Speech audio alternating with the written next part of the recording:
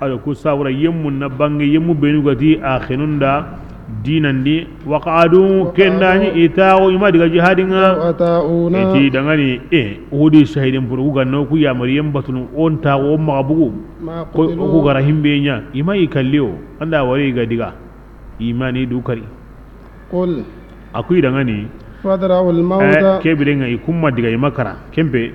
tina kallen nyonto an anfusikum imenu yade ima asigin karade ta ganya go siga nganta kala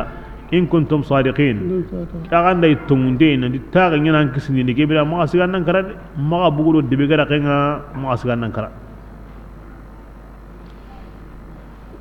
ولا تحسبن الذين كيان كشهيدون فرون سو عامة أرو شهيدون فرون يقولوا خاصة أها بئر مؤونة تنيري صحاباني الله فارندي ورا انديغا نجد انديغا اقراموندي قرآني أيوة إلي سكري أرباني مكسي سرباني كينيان ورنا لي أم أكبارن كوني كذا نعم الله كو أنغرو بيو غرادا قرآن قرامو تنيري سر نجدين كوندو سكري نجي قوني الله كان ينجي بانا نكسي كيبرنا الله الآية التي شهدين برو يسوء ألوكو خاصة كيبرنا آية ينقى سابون كوني نقى سابون وروحو سكام كيني نينا سيرينيا سيريو سيريغا كرا الله دينا ngurgu killendi asuka humantengo ke nyagali yedi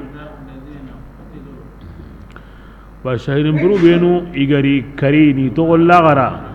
bila kebe igara himbe nyino ngarin ta gondo ne mando warjaga du mande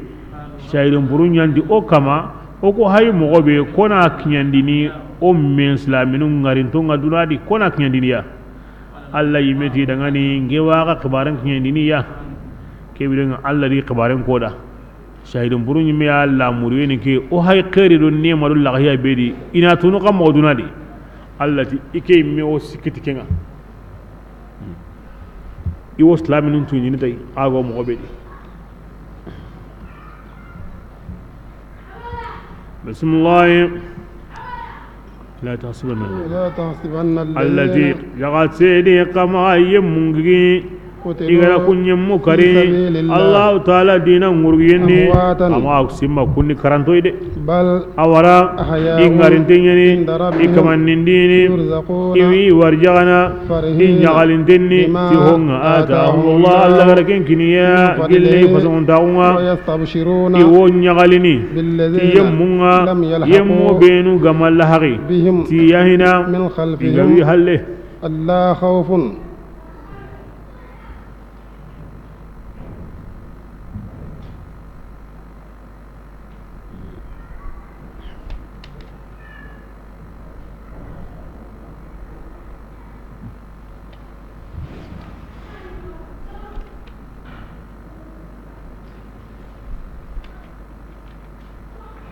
क्या ही मेरे लिखा है मेरे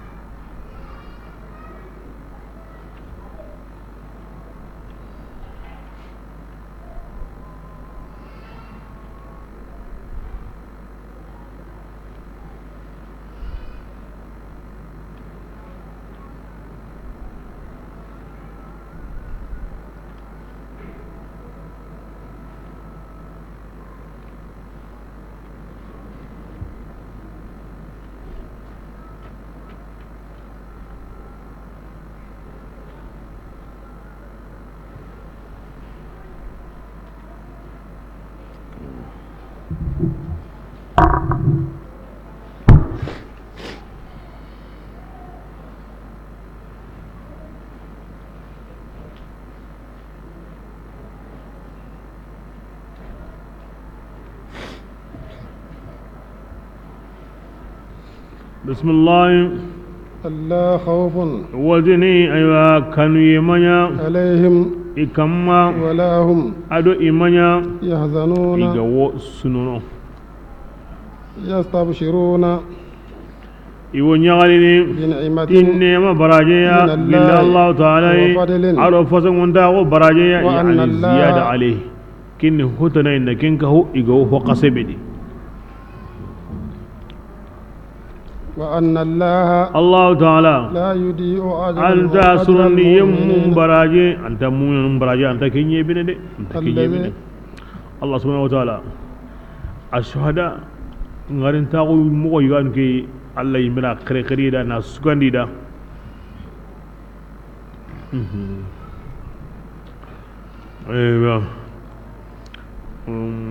amma haten koni kin khaburundi awa yelin jara nyonkin mo kendi allah wali nun kana allah gara yilnan ku payin kini ko benu ya kun kam misali ni ge ya iyugo bane wo nyana itta gonte ngonno ko yugo anyun kin wo jambene fi amkinatin mutaaddida anyun kin law wali arhu law wali no gabe ma ken karre wa rabbuka ala kulli shay'in qadir ankum allahun siya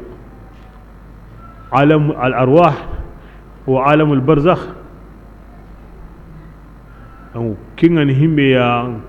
kingo fahamu yum palle wa akharum palle himbe ga shedai kinga manya wato ya sabun Allah gara ki ayan min ko bakara da ti walakin la tash'urun an kun da shedana ya gamba tun yande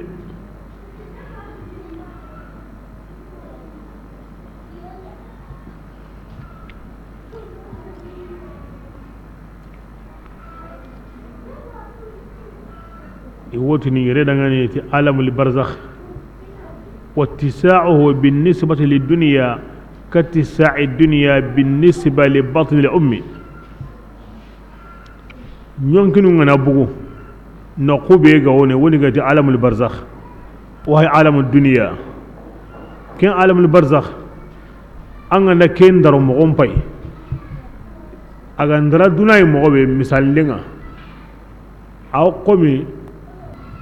duna gandara man no nga mobe lemengo kasu nyeri kasu kabi tamu do bani nyani man gondi ay me ma no kunta dara no nga no kunta la ga yanta no nga no kunta hesinta no nga anda bugu na li dunari ay me ma iri liri khore yari nka ken goni duna ko ni pesa da man no nga jebile nga daro be go mando gondo duna na gade kemme nya wo duna ka aro alam al barzakh no menaga yani duna kan hutkuna ne yayi kin alam khadi bismillah الذين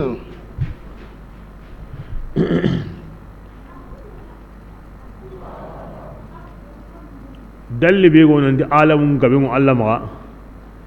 an ko tasango alhamdulillahi rabbil alamin arrahmanir rahim rabbil alamin amata rabbul alam ati alamin kini jam'u ye kini kin ko ina alamun gabe nyawno duna gani alamun be kinya lokonta suya bismillah الذين adi Allah unta mumna num baraje nyebe ne ko ni mumna numa kunni yam munyai iga jabindi Allah dangani ado farenda amati jabindi Allah da nyeme de ay ado fare Allah mi du ko no qoso magati ido fare minu ga jabindi Allah di farenda kunya mumna numa bismillah من بعد ما ijabin da هم balle أصابهم القرح aywa jogi ngara ikita أجر ebrenga kunni koni Allah haygara kuttiga aha tigaitana uhudi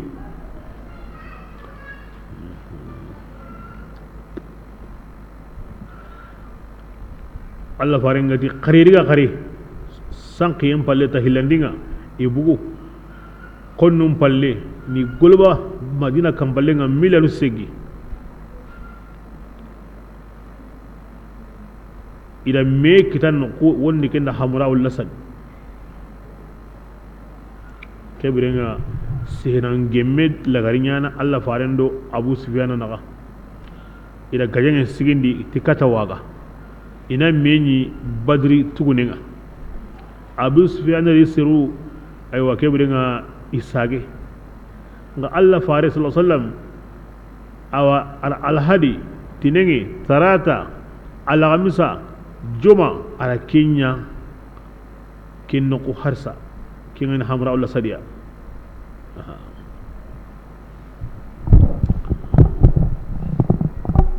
anke nyalli tan warni Allah fare mburqa Allah gari anke nguru debe nga kilo no segi ona gajangen sigindi kata waga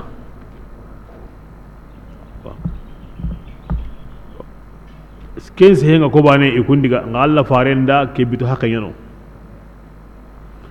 Allah wada kunye igara faren jabi na Allah jabi i joginte i toronte bismillah ajrun baraje wo ken gore ngani yemunda ngani igara gollen suronni gilli ke jamai iga kanu faren sogiyenga ken qorenni alladhina adi harsa kuni yemunye qala lahum an-nas ngolo koni ngati kuni mu'minunga ijabini alladi farenda kenni serwai serunti dangani inna an-nasa kenni kati seru Allah wa arabu kanni ni jamango killi serebanen togonga serebanen killi jaman togonga be sumara ko ne no aymu yalla ko bun mas'ud al-asja'i aha wonni kara itlaq al-kulli wa iradatul ba'd na honsu ko nani an rayu wai